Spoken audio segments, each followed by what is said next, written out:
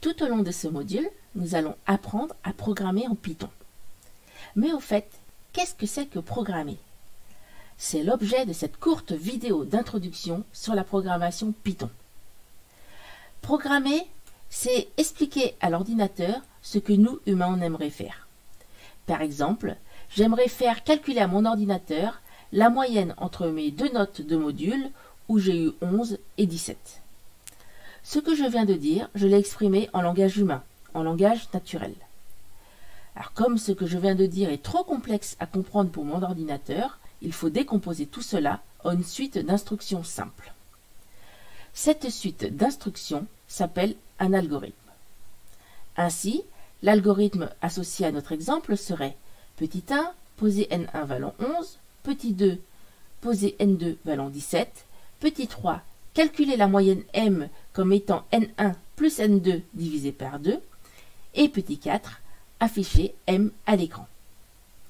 Alors, vous voyez que j'ai décrit cet algorithme avec mes propres mots. Comme il y a beaucoup d'implicites et d'ambiguïtés, ce n'est pas encore assez compréhensible pour l'ordinateur. Il faut que je formalise cela à l'aide d'un langage informatique strict qu'il saura comprendre. Faire cela s'appelle programmer. J'utilise donc un langage de programmation avec lequel je vais formaliser mon algorithme. Par exemple, dans le langage de programmation Python, affecter une valeur à une variable se fait avec l'opérateur égal. Afficher se dit print et récupérer une valeur saisie par l'utilisateur se dit input. C'est comme ça, ce sont les règles et les mots, on dit la syntaxe, utilisée dans le langage de programmation Python. Toute cette syntaxe est décrite dans le manuel de langage de programmation Python et nous apprendrons ce langage dans les capsules vidéo suivantes. Donc voilà, je programme en Python, c'est-à-dire que mon algorithme que j'avais conçu dans ma tête, je l'écris à présent dans un fichier sur mon ordinateur en utilisant une syntaxe propre au langage de programmation Python. Ce fichier contient mon programme écrit en Python, on appelle parfois cela un code source. Voilà, j'ai écrit mon programme en Python. On peut faire une analogie avec les langues, par exemple français, anglais, japonais, chaque langue a sa syntaxe et sa propre façon de structurer ses mots et sa grammaire.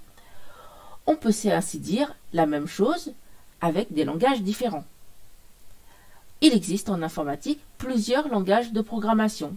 On vient de voir le langage de programmation Python, mais il existe aussi le langage C, qui est un langage différent du langage Python, et dans ce langage C, par exemple, afficher se dit printf, et lire les entrées utilisateurs se dit scanf. Si on décidait de le programmer en langage C, il faudrait respecter cette syntaxe et écrire un programme source en langage C. Dans d'autres langages, comme C++, par exemple, afficher se dit cout et lire les entrées utilisateurs se dit cin. Ou encore dans le langage de programmation Java, dans lequel afficher se dit system.out.println et récupérer les saisies utilisateurs se dit inputStreamReader. Alors, il existe d'autres langages de programmation. On a vu Python, C, C++, Java, mais il y a aussi Scala, Basic, Ada, Pascal, Camel, C#, etc. Il y en a plus d'une centaine. Chacun avec sa syntaxe particulière, mais en ce qui nous concerne, nous nous intéresserons qu'au langage Python. Alors, c'est bien beau tout ça, mais une fois qu'on a écrit un programme, qu'est-ce qu'on fait? On peut le lancer. C'est-à-dire qu'on va demander à un interpréteur de suivre toutes les instructions qui ont été écrites dans le programme. Et puisque nous, ici, on a écrit notre programme en Python, il nous faudra un interpréteur Python qui saura comprendre le langage Python pour interpréter les instructions Python et les transmettre au système de votre ordinateur.